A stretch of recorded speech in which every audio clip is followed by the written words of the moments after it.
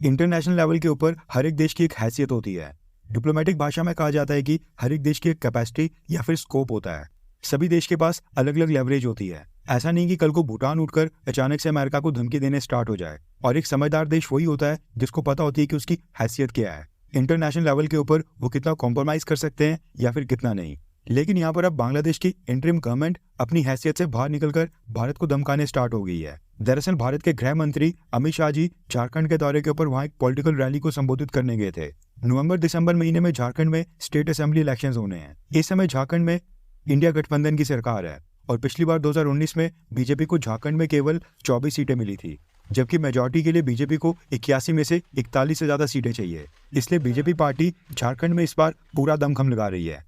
हुआ ये कि जब भारत के गृह मंत्री अमित शाह जी पिछले हफ्ते झारखंड के दौरे के ऊपर वहां पर एक पॉलिटिकल रैली को संबोधित कर रहे थे, उस दौरान उन्होंने बांग्लादेश के ऊपर भी कमेंट किया था। अमित शाह ने अपनी स्पीच में कहा था कि अगर बीजेपी की सरकार बनती है तो वो झारखंड से एक एक रोहिंग्या और बांग्लादेशी घुसपैठियों को चुन चुनकर झारखंड से बाहर निकाल फेंकेंगे।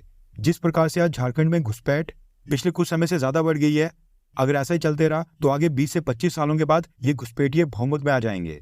अमित शाह ने कहा कि जेएमएम, कांग्रेस और लालू यादव की पार्टी इन घुसपैठियों के ऊपर इसलिए रोक नहीं लगाती है क्योंकि उनके वोट बैंक हैं और ये बांग्लादेशी घुसपैठिए हमारी सभ्यता को नष्ट कर रहे हैं और हमारी संपत्ति को हड़प रहे हैं, हमारी बेटियों के साथ नकली शादी रचा रहे हैं, हमारा रोजगार लूट रहे हैं। इसलिए अगर झारखंड के लोग बीजेपी की सरकार बनाते हैं तो उनकी सरकार एक एक बांग्लादेशी और रोहिंग्या घुसपैठियों को उल्टा लटकाकर सीधा कर देगी। ये कहा था अमित शाह जी ने।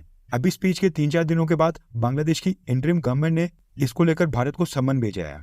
न्यूज निकल कर आ रही है कि बांग्लादेश की इंटरिम गवर्नमेंट ने अमित शाह के बयान के ऊपर बांग्लादेश में जो भारत की वहां पर एम्बेसी है उसको कॉन्टैक्ट करके भारत के खिलाफ एग्रेसिव अप्रोच दिखाने की कोशिश की है। बांग्लादेश के विदेश मंत्रालय ने स्टेटमेंट जारी करके बताया है कि भारत के गृह मंत्री अमित शाह ने जो बांग्लादेश को लेकर स्टेटमेंट दी है वो बहुत ही खेदजनक है और दर्दनाक है। आगे बांग्लादेश कहता है कि हमने इस मुद्दे को लेकर भारत के डिप्टी हाई कमिश्नर को कॉन्टैक्ट किया और कड़े शब्दों में बांग्लादेश की तरफ से आपत्ति जताते हुए डिप्लोमेटिक नोट उनको हैंडओवर किया है। बांग्लादेश ने अपने प्रोटेस्ट नोट में अमित शाह की स्टेटमेंट के ऊपर गहरा एतराज जताया है और कहा है कि इससे उनको चोट पहुंची है और बांग्लादेश भारत की सरकार को सलाह देना चाहता है कि भारत सरकार भारत के पॉलिटिकल लीडर्स को इस तरह की आपत्तिजनक टिप्पणी ना देने दे और बांग्लादेश के बारे में अस्वीकार्य भाषा का इस्तेमाल करने ना दे। आगे बांग्लादेश कहता है कि जब ऐसी स्टेटमेंट एक जिम्मेदार पद के ऊपर बैठे पॉलिटिकल लीडर की तरफ से आती है, जब ऐसे जिम्मेदार लोग अपने पड़ोसी देशों के लोगों के बारे में इस तरह की टिप्पणी करते हैं, तो इससे दो फ्रेंडली देशों के बीच म्यूचुअल रिस्पेक्ट और अंडरस्टैंडिंग यानी कि आपसी सम्मान और समझदारी की भावना कमजोर होती है। ये सारी चीजें लिखकर बांग्लादेश की इंटरिम गवर्नमेंट ने एक प्रोटेस्ट नोट भारत के डिप्टी हाई कमिश्नर को भेजा है। वैसे देखा जाए तो बांग्लादेश की इंटरिम गवर्नमेंट को इस मसले के ऊपर कोई भी रिएक्शन देना ही नहीं चाहिए था, क्योंकि शेख हसीना के जाने के बाद बांग्लादेश में भी वहां पर सभी बड़े बड़े लीडर्स, इवन वहां की इंटरिम गवर्नमेंट में जो एडवाइजर्स बैठे हैं, वो भी भारत के बारे में कई बार उल्टे सीधे बयान देते रहते हैं। भारत सरकार ने तो उसको लेकर कोई भी आपत्ति नहीं जताई। और सबसे बड़ी बात, घुसपैठियों को घुसपैठिया ना बोला जाए तो क्या बोले। अब देखना ही होगा कि इसके ऊपर भारत सरकार का क्या रिएक्शन होता है, यानी भारत इसका जवाब कैसे देता है। हम उसको भी कवर करेंगे, इसलिए अगर आपने हमारे चैनल इंडियन अफेयर्स को अब तक सब्सक्राइब नहीं किया तो कर लें।